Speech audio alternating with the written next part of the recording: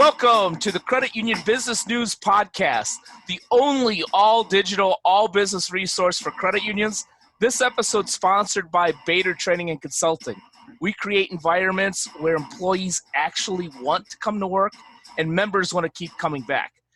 Hi, I'm Ken Bator, your host for the Credit Union Business News Podcast, and I have a mega interesting guest today. Let me tell you a bit about her. Her name is Daniela Parker.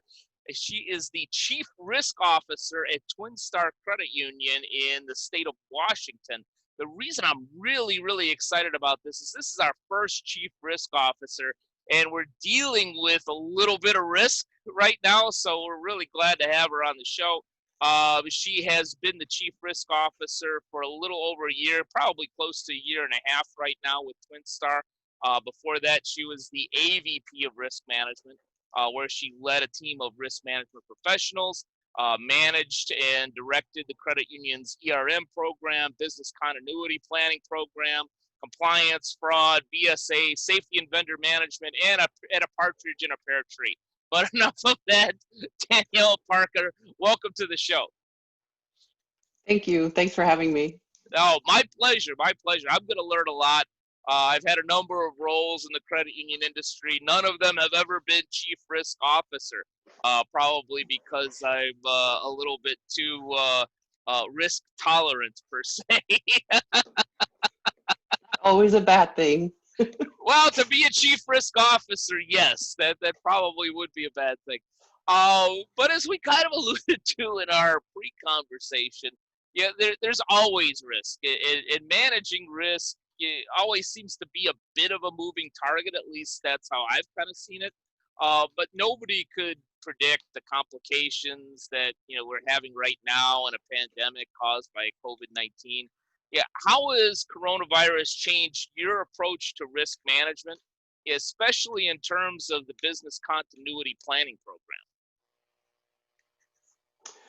So interestingly enough, it hasn't really changed. What we learned during the onset of the pandemic was that our approach to business continuity was a plus and was an advantage for us because we've always approached business continuity management more from the value is in the planning versus the actual plan document, right? So we focused on planning and exercising.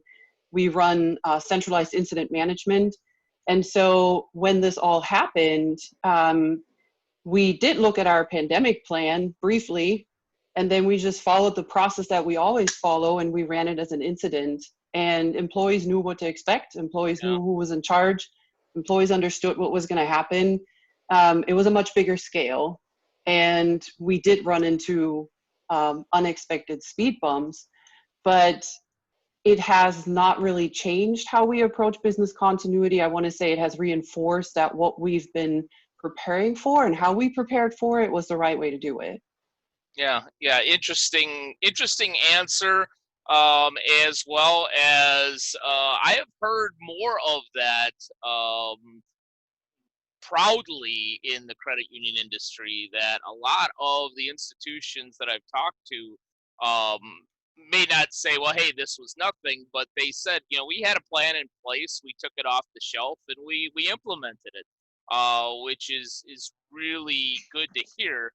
In fact, you somewhat jokingly, one credit union that happens to be a client of mine talked about rolling out their pandemic plan and having things, much like you said, go relatively smooth, given the fact that they had one.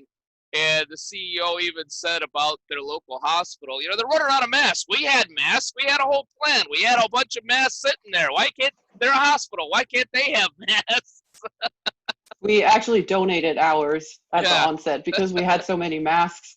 We actually turned them over to first responders. At the onset, everybody said you don't need a mask, right? So we felt that sitting on a pile of N95s wasn't necessarily the right thing to do when there were people in more critical positions that needed them. We actually donated ours. Oh, good for you. I'm glad to hear that. We had them. Yeah. Well, and not only that, I would assume that a number of your workers, like yourself, I could see you're working from home today.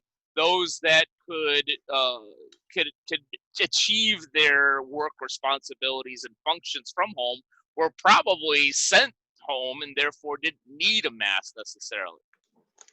Yeah, we did take pretty much the majority of our corporate offices remote within 5 days. The biggest issue going from a no remote work to all remote work within 5 days was the supply chain problems with laptops and whatnot. Yeah. But yeah, so they didn't need masks. And then we just opted for cloth masks like everybody else. We have some branded ones. We had employees that actually made them at home for all the branch employees. Nice. So now everybody does have a mask. We have a mask mandate in the state now. So we're not allowed to even serve members without a mask on in the branches. But yeah, by now everybody has a certain number of masks. But in the beginning, right, because, and that was probably one of the biggest challenges about this pandemic is we made a decision at 10 a.m. in the morning, and by 1 p.m. something new came around and we had to say, stop, we have to redo it, right? Everything's changed. Yeah. Masks being one of them. Yeah, I have the pleasure of, or at least I did back in normal times, to have some restaurant clients, and these poor folks are bouncing around. Okay, we're open, we're not open. Well, we can do delivery, takeout. We can give people a drink in a plastic cup and have them go with it. Well, now we can open again completely, but no, now it's only outside, and we need a parklet. You bounce around so much, you don't. It makes it, which is a good point, it makes it even more difficult in my mind to be able to manage risk when you don't really know what tomorrow or even what the regulation is going to be. Yeah, so what we found to be one of the most beneficial pieces to it was that constant communication channel, right? The people that needed to make the decisions, we were able to pull them together quickly. We have a constant information flow coming from the business continuity coordinator with the team involved. The communication was a big one for us because of the frequent changes and because having to adjust constantly. And then also informing employees because we have 450 employees. They want to know what's happening. The heavy lifting is happening behind the scenes, right? There's a small group of people that's involved, but then we also have to communicate. And sometimes we had to say, we just don't know. We just don't know what it's going to be like in a month. Yeah. But at least, we didn't, you can't try and make up facts right now because that will backfire. But so sometimes we had to say that, right now this is the best plan we have, and maybe next week the plan will change, and then that's going to be the best plan we have next week. Well, you could make up facts. Sometimes it's fun, but it's probably not recommended. Yeah, not a fan of that. Well, speaking of being a fan, let's talk about something I know all chief risk officers have to be a fan of, which is fraud. Without question. And I've seen it even in my little business. Literally in the last 36 hours, I've gotten 2 communications that one I know is fraud and one I'm kind of thinking it's fraud.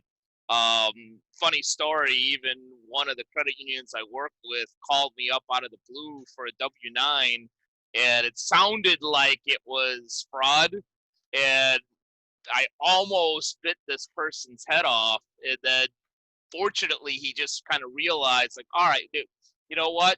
Call the credit union. They'll transfer you over here so you know that I'm actually up and up. And he actually said, which was cool, I handled it probably the wrong way, but he handled it the right way. It's, you know what? I actually appreciate your attitude because that's exactly what you should do is question it and come back because then you know that I'm legitimate. But there's definitely an uptick in fraud in this pandemic. Yeah, has TwinStar Credit Union seen a rise in fraud both on the member level and or maybe the institutional level? And if so, how are you combating those issues? So Washington State as a whole dealt with a huge issue with the unemployment fraud. So, we had members impacted by that, fraudulent deposits attempting to come in. So we definitely dealt with our share there.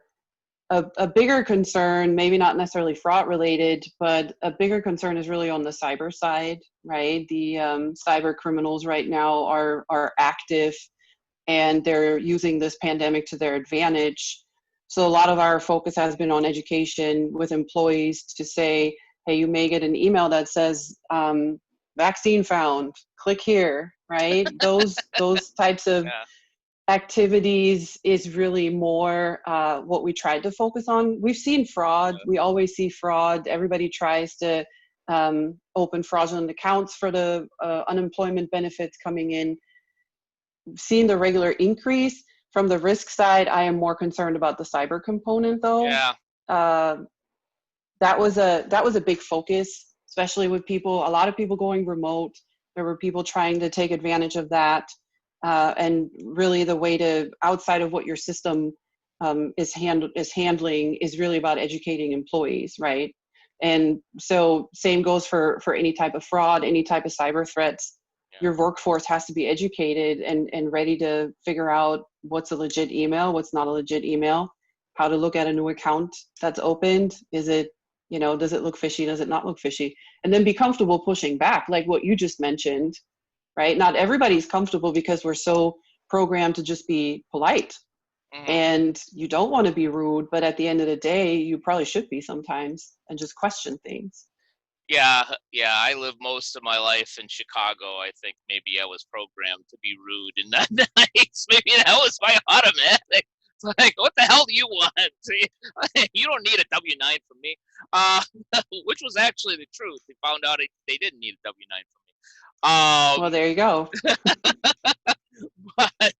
but yeah, even my in-laws who are in their mid to late 80s, and thank the good Lord, they still do have all their faculties about them. Get calls. Literally, they got 2 calls this week. I heard one was, "You won a sweepstakes and a new car. All you need to do is give me your bank account number." And he's like, "Yeah, I don't need a new car, thanks."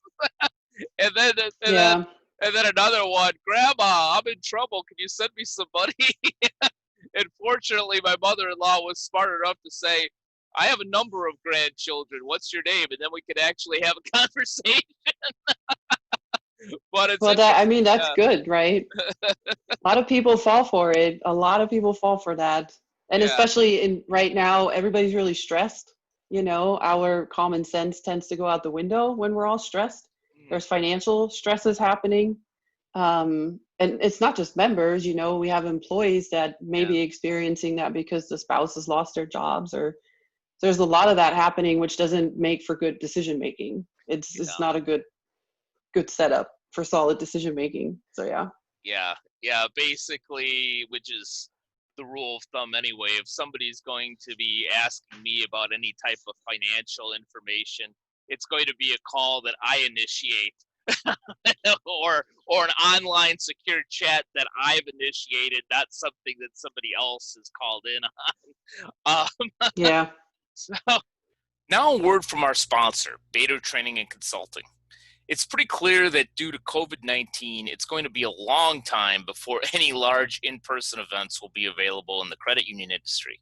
You may not even want to count on having the GAC or any other conferences in 2021. Sure, there are a number of quality online options to learn, but what about those conversations with your peers during the conference coffee breaks, during lunch, and at the end of the day over dinner?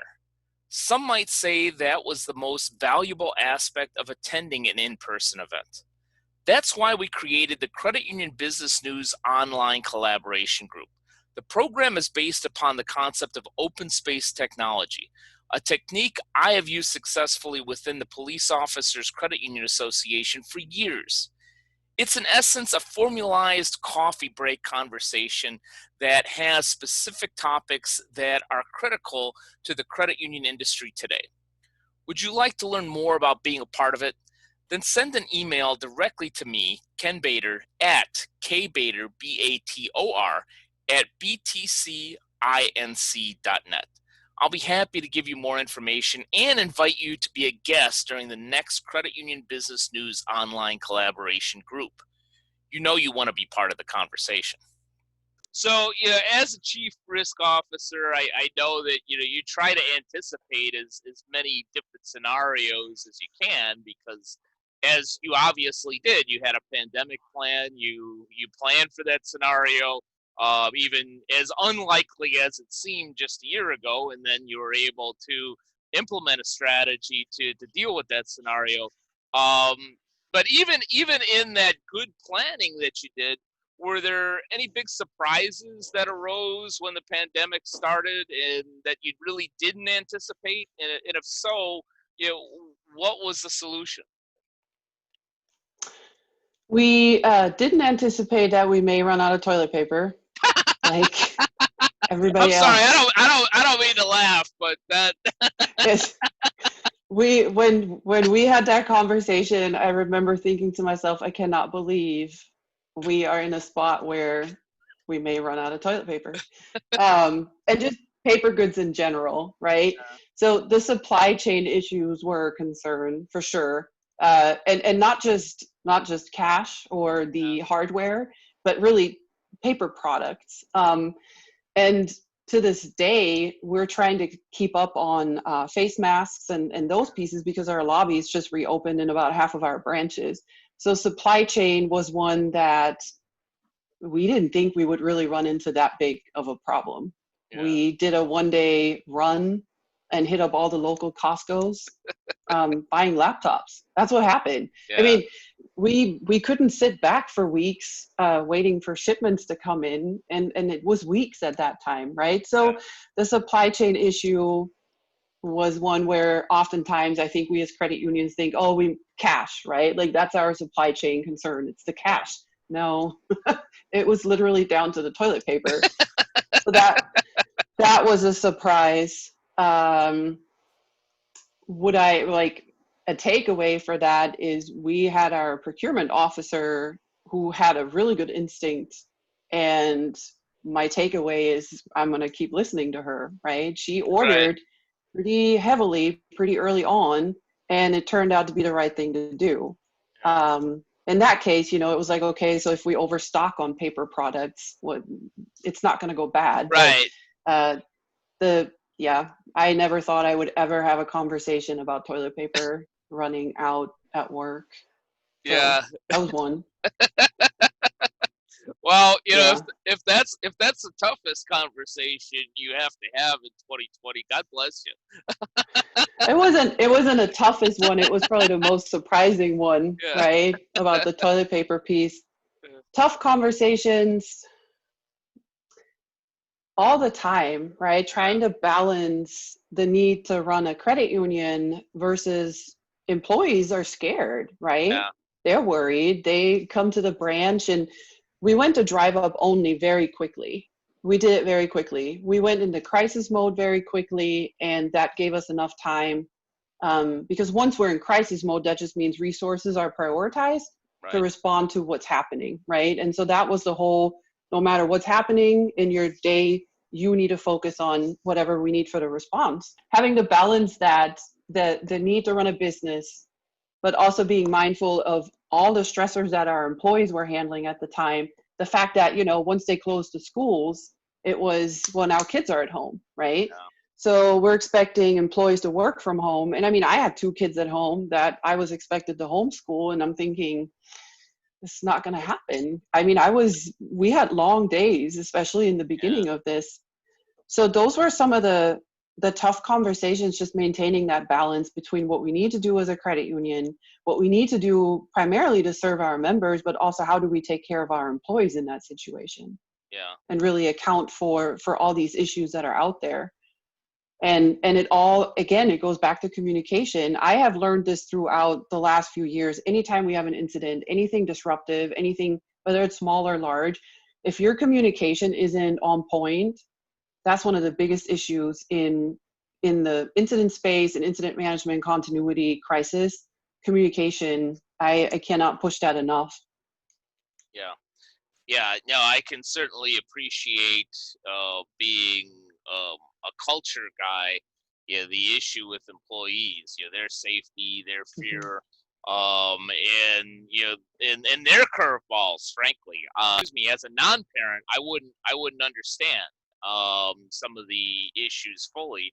If I was a parent and had been thrown into the situation that you had, I would probably just buy Disney Plus streaming service, lock them in a room for 8 hours, and go to work. But that's just me.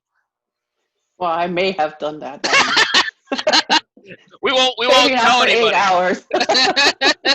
we only get hundreds of people watching and listening to this. We won't tell anybody. But to your point on the toilet paper, I got to go back to that because that's just too darn funny, as well as reality, right? Because it's much like I want to say earlier in July, I was talking to somebody in a podcast forum, and she was complaining about all the illegal fireworks that were going off in her neighborhood around 4th of July. And she says, I can't understand how these blankety blanks can find all these illegal fireworks when I can't even find a damn can of Lysol at my grocery store. It's a good point. I'm trying to find disinfectant wipes right now because I'm almost out, but I don't know who has them. You talk about perfect point. You talk about supply chain management, as being kind of the unexpected major issue in all this. My wife works in healthcare. Now, she doesn't work in a hospital. She works in a very large office building, most of the floors are almost vacant. I think they're down to, like, even today, about 10-20% of their employees actually working at the office. I joke that she's got social distance like crazy. I think she's like 35 feet from the nearest person. She's probably safer going to work than she is going to the grocery store.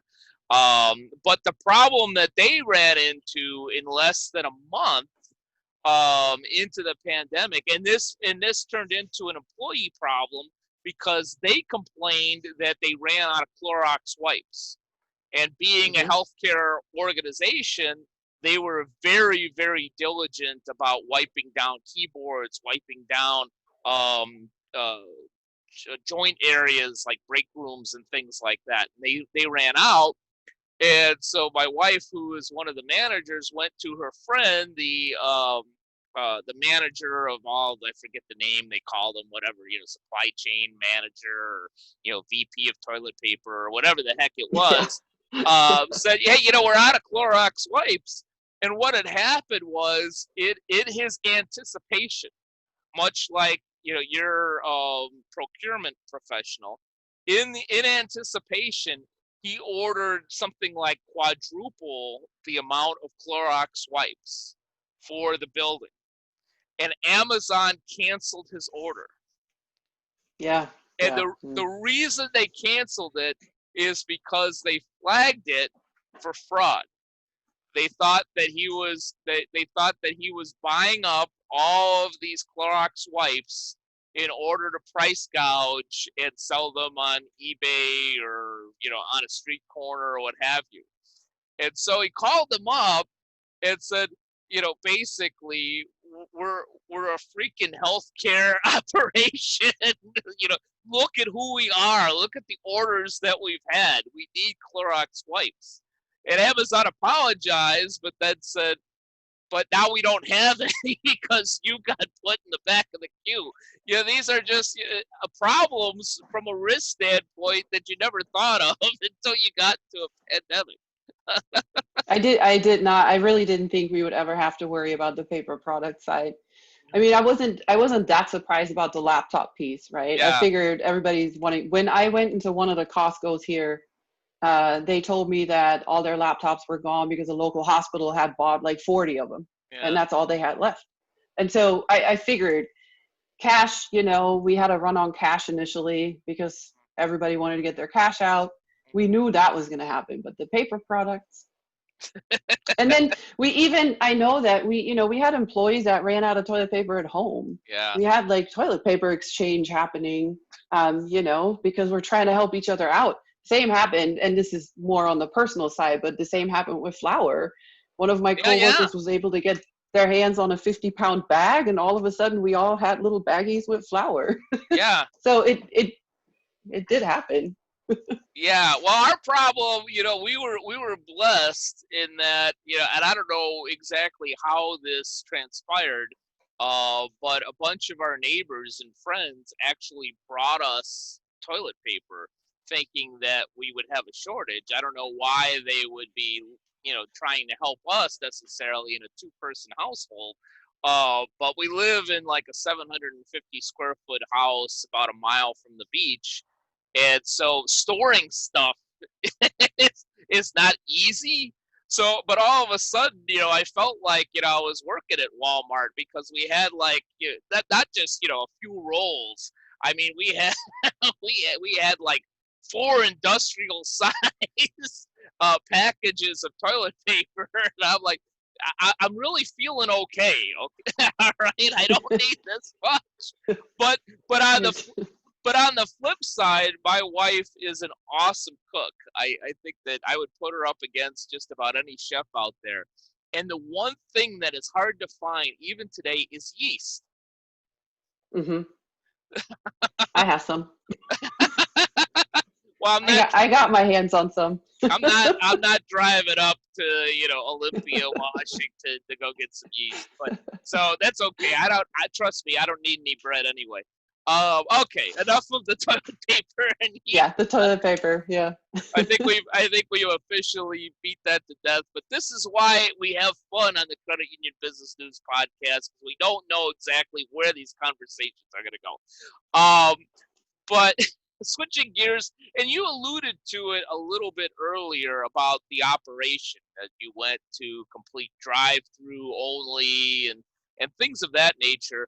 And this is something too that I've kind of challenged, not just credit unions, but other businesses that I've had the privilege to work with, is that although your business has changed during the pandemic, when we get out of this, don't just flip a switch and say, all right, we're just going to automatically go back to how things looked like in January 2020. You look at what worked and what didn't work during that time.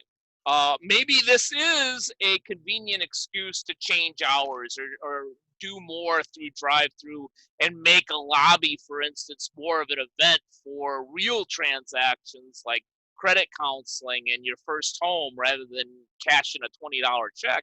So, in terms of the pandemic and going over the operations of TwinStar Credit Union, is it possible that some things may change permanently even after we get out of the pandemic?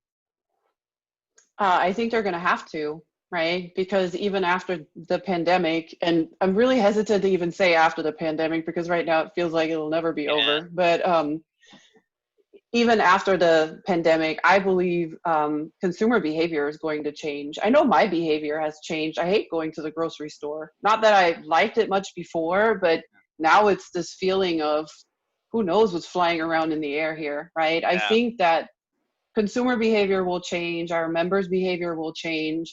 They have now been forced to look at mobile banking, online banking.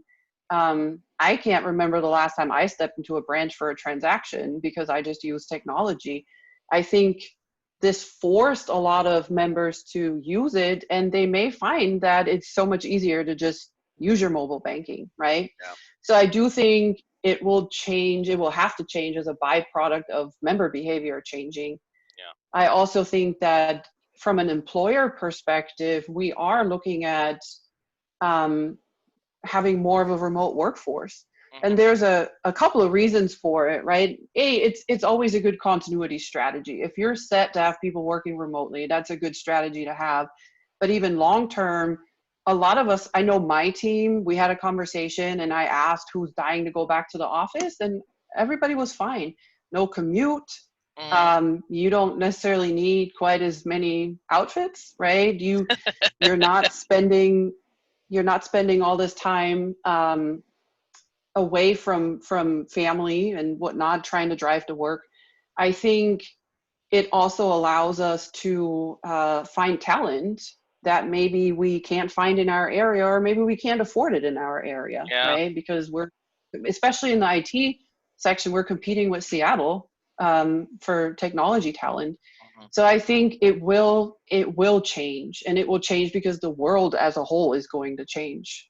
Yeah, outside of the economic impact that this is all going to have, but I just don't think we're ever going to go back to pre-pandemic. It'll just be that new normal that everybody talks about. Yeah. It will be a thing for sure. And so I do think our operations will change, how people do their banking will change, what they want from their credit union will change. Yeah. For sure. Yeah. I completely agree with you. Yeah, I've heard many people call this the pandemic alone a 9/11 type of an event. I think that, while I think that it's even more than a 9/11 event, not discounting the horror of 9/11, but that was a one-day horrific incident. This is more of like a slow irritant of problems for days and months, and possibly even a year and a half. I think the Spanish flu was about a year and a half, 2 years, but we will get on the other side of this. But to the point, much like 9/11 completely changed the way we move throughout the world, through airports, and even frankly going to a sporting event changed. Certainly it's going to change the world of banking as well, and I think it already has. To your point, I probably personally go into an actual credit union branch in the normal times 3 to 6 times a year. I've only gone once this year, and it was only because a client sent me a damn check that I just could not take a picture of in the mobile app. Right. I actually went into the institution with a mask. I'm not trying to be ignorant. I can't take a picture of this thing, and I got to get it deposited. It's like $2,000. Right. So our challenge now is, how do we make sure that the members can actually remote deposit all checks, right? Yeah. That there's none of these hiccups, or what are the processes that we have to just do in a digital fashion. Right. And that's, that I'm pretty sure that's happening in every credit union right now. Yeah. So lots of change coming. Yeah. Lots of it. Yeah, and to the outfits, I won't even tell you what pants I'm wearing right now. I literally, in the other room, I literally have a bag of dry cleaning from the last time I wore a suit and tie, which was at a conference in the second week of March, where I was sitting at the bar on the last day watching the NBA shut down. I'm like, oh, this isn't good. But I'm thinking, that, I might want to just take that in and have it hung up, even though I might not wear it for another year or so. Yeah, I know the last time I traveled was beginning of March, and we were already in a declared crisis mode the beginning of March. Yeah. We stopped travel, and we, beginning of March was my last flight, now that I think about it. But I also remember sitting on that plane, and I kept thinking about it. I came back from Washington, D.C. late February, and that was the point where I was like, this is not going to end well. This is just not going to end well. Yeah. And that was the point where then I walked into our CEO's office and I said, we have to get ready for this. This is going to blow up big time. Yeah. Big time. Yeah. And it did. Yeah. Yeah. The only thing I'll disagree with you on is I think it will end well, just not anytime soon.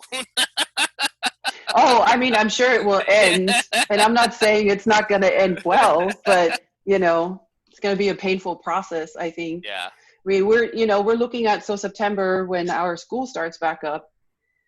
It's the same question. We don't think the kids are going to go back to school full time, right? That's going to impact our employees. That's going to impact members, their income.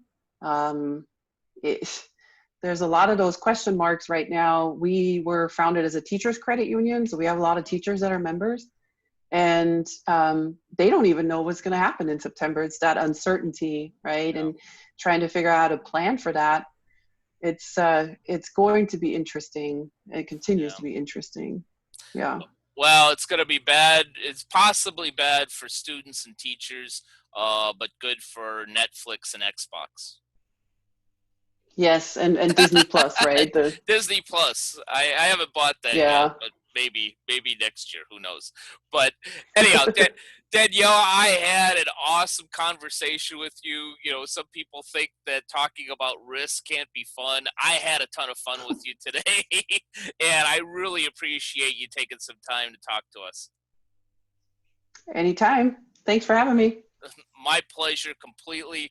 Thank you again. And thank you to all of you that have either watched or listened to this episode of the Credit Union Business News Podcast. And we will be back with you in about 2 weeks with another awesome guest. Take care. Learn more about Credit Union Business News at creditunionbusiness.com. Suggestions for the Credit Union Business News podcast can be directed to Tim O'Hara at tim@cubusiness.com or Ken Bator at Kbator, Bator, at btcinc.net. To learn more about this episode's sponsor, please go to btcinc.net.